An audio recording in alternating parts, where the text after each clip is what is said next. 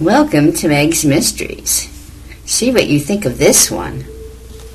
Hazel Eyes. The first time I saw her, her beauty entranced me, the lovely Loretta Dumonte, with her midnight black hair, olive complexion, and those hazel eyes. They were brown and green and had flecks of gold that changed like a chameleon, never the same, constantly changing color with her moods. She was a young debutante, and it was at her formal coming-out party when first I laid eyes on her.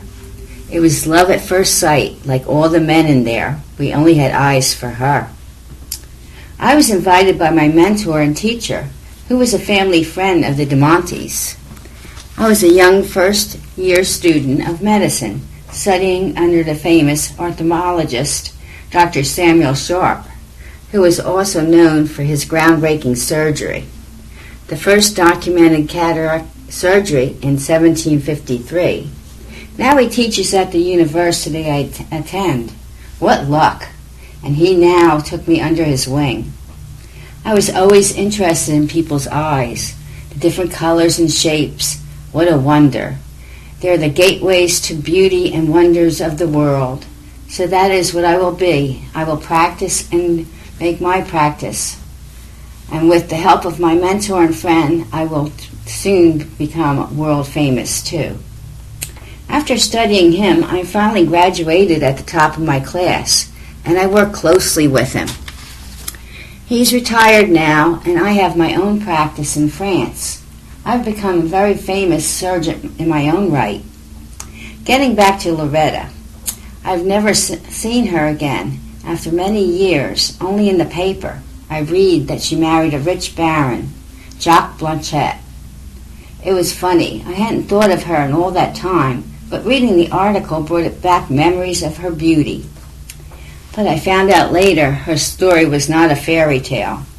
No love, heartbreak, and betrayal. She had become a bitter woman. I would not have recognized her. Because of her unhappy life, she treated many unkind and was a harsh baroness, evil in some would say. Her abuse to her servants, and they were all terrified of her. How could such a beauty become so evil? While her husband occupied his time away, she would take over all aspects of manner life. She ruled her kingdom with an iron fist and no heart. When she was a young girl, we all fell in love with what happened to her. Now she loved to hunt for the sport of the kill. That was her favorite pastime. She had no mercy for any living thing. She didn't care who was hurt in the end. One time while on a hunt, she killed her servant boy, who was in the field uprooting the pheasants for her to shoot. She shot and she killed him. Of course she said it was an accident. Or was it? There are many rumors that she wanted an affair with him and he refused her advances. Only she knows, and she was never punished for it. The servant boy was the son of her own falconer, who raised her prize falcons and had worked for the family for years. He was the baron's faithful servant, and his whole family worked for the estate. This is how she repaid him for his loyalty, by killing his only son. A month went by, and the baron finally came home to find out the true story behind the murder. Yes, I call it murder. She had planned it so well, she thought. But one of the maids overheard her talking to herself about it, how she planned the killing. All the servants thought her evil, and she was in league with the devil himself. Maybe she practiced witchcraft. They were all terrified of her. But she was not a witch. She was just an evil woman. But the young maid was the boy's true love. She didn't fear the baroness, so she would be the one to tell the baron in the end.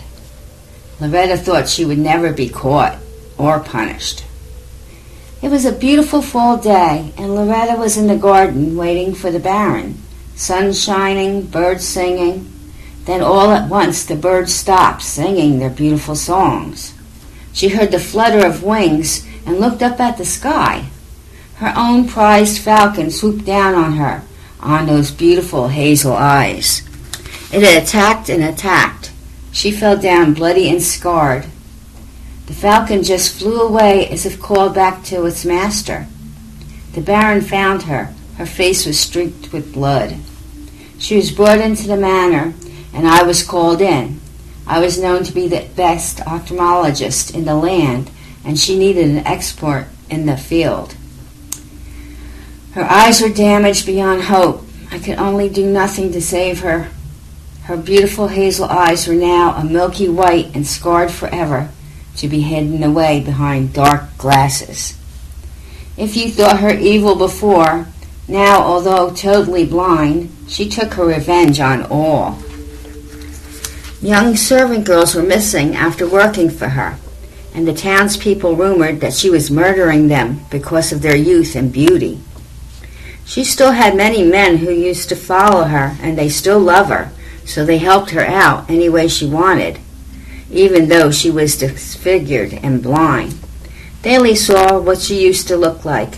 Maybe she put a spell on them, who knows? An evil magic spell. So they helped her with the girls. And when she was through, they disposed their bodies. Hunters came upon a grisly sight in the forest by the manor. They were just dumped in a ravine and left to nature. The Baron himself, knew who was behind the murders. He was once one of her admirers, and in the early years, but soon found out her evil hiding behind those hazel eyes. He knew how evil she could be. He was the one to turn her in and gave her up to the law. Her first murder was the young servant boy.